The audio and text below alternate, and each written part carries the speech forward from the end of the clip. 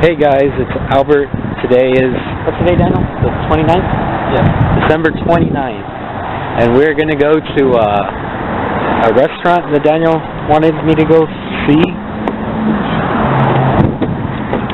We're going to go to a restaurant called the They serve chicken tenders there. It's only chicken tenders. Only chicken tenders, but like they vary a lot on what kind of things they serve with chicken tenders or something like that. So we'll see you guys later. Okay, guys, we're here by Cane's. It's a little bit over there in that direction. Trying to zoom in. There's a lot of parking, so we had to park by a wall, or what is it, CVS, right next to it. So Daniel's trying to fix up the parking a bit, so I'll let him do that, and I guess I'll cut back into when we're actually in the diner, possibly when we have food. Okay? Hey guys, sorry for this little get up here. My camera is dead at the moment, so I need to find some new batteries. I thought I had some, but I'll get some later. First of all, I just want to say the whole reason I'm doing this part right here is because I wasn't comfortable recording in the restaurant, Cane's restaurant, but I did take some pictures of my food and Daniel's food. He got a plate of chicken tenders. I got a chicken sandwich, and then I took another picture of the chicken sandwich of what the patty was. So I guess I can talk about it. I'll show the pictures at the end of the video, so you guys will get an understanding of it. So at Recent Cane's, what Daniel was telling me, the whole gimmick was that they serve chicken tenders and nothing but.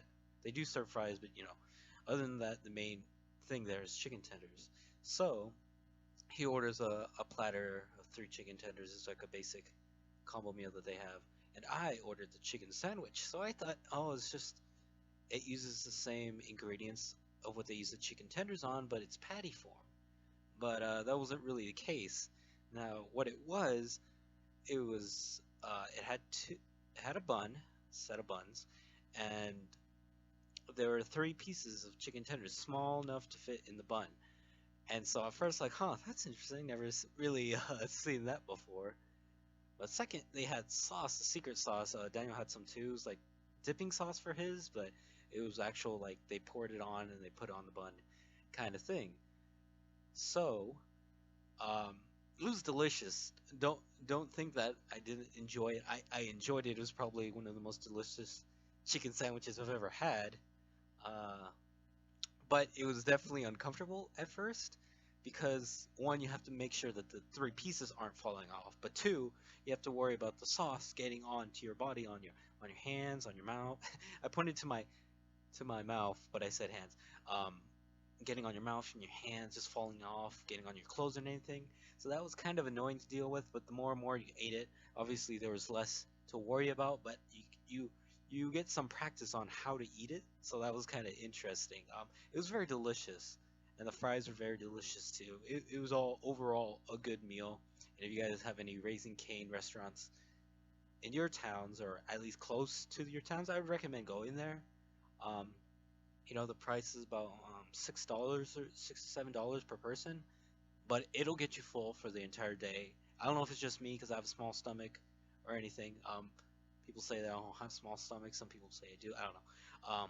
But that definitely filled me up the entire day, and oh boy, the rest of the day I was all gassy. We went to a Bookman's. That's also another clip that you guys will see. You have seen in this blog. I'll probably show it after this, and then after the video will be the pictures of my and Daniel's food. So I guess I could give you a little backstory about Bookman's if you guys don't have one. I haven't heard about this recently until so I assume you guys know what Hastings is. Hastings was a store that sold comic books, games, movies, all that kind of stuff. Generic. I don't know what you would call Hastings before. Like, what's a copy of? It's like a bunch of movie stores, a bunch of game stores, a bunch of bookstores, and a bunch of comic book stores put together, and it was a very enjoyable experience when I was living in my own town. Sadly it closed, and after that Daniel was telling me, oh, hey, there's this store I want you to go check out. It's called Bookman's, and Bookman's is exactly that. Bit smaller, mind you, but it's still that same experience, and I really enjoyed it. So there was one by our apartment. That one was pretty nice, even though the environment next to it was kind of sketchy. There was a bunch of homeless people Some cars that look a little bit beat up, but you know, inside it was pretty nice. It was a very enjoyable environment, and some of the stuff they had there was pretty cool. Um, we went to another one that was a little bit farther, but it was on our way from Raising Cane's. So we went there, and it blew the one by our place out of the water.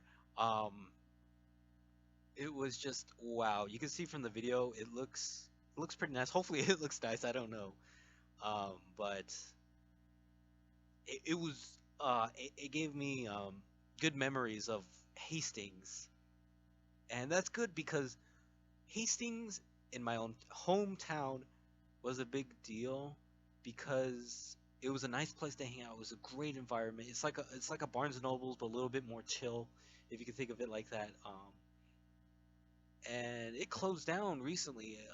I think during the summer it closed down, and it was a shame because that was a pretty big store in my hometown.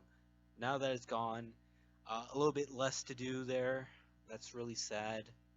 But I'm thankful they have something like that here in Tucson, which is going to be a very enjoyable experience. If you guys um, tell me in the comments below if there's a Bookman's in your guys' town or if it's just a local thing here in Tucson. I don't really know. I could probably check it. Uh, if it is a local thing, I feel like it's going to branch out into other places because it's a thing people would enjoy since Hastings is no longer here. And it's just a really nice environment to go to. They had a lot of old games, a lot of good stuff. They had a lot of they had some NES and NES games and some N64 games as well. None that I really saw really took me by surprise or by interest at all. There was one game. There was a One Piece Grand Adventures. I'm kind of a fan of One Piece, and I actually have that game on my GameCube. I have the cover and all that. And I saw it was about $30 or something like that. And I was telling Daniel, look, hey Daniel, look, this game is worth about $30. Even though I got it at GameStop for like $8 or something. The game it's okay. It's like a generic fighting game, though I'm not necessarily good at fighting games. Though I enjoy Smash, and I'm okay at Smash, I guess. I'm not as good at this I used to be as a child, which is kind of weird. I don't know how I got worse as I grew up, but I don't know. I guess that's how life is. You lose a little bit, you gain a little bit. I think that's it. I talked about Racing Canes, talked about Bookmans. The reason I did this at all was to give a little bit more perspective, because I'm just going to be showing clips, but not really reasons as to why, so that way I didn't want to confuse you guys at all. So hopefully this little part helped in the vlog. If it didn't, oh well. So that's going to be it, guys. If you guys enjoyed this video, that's good. Life to make you guys happy. Anyways, that's going to be me signing out for whatever day this is. Anyways, have a good day. See ya.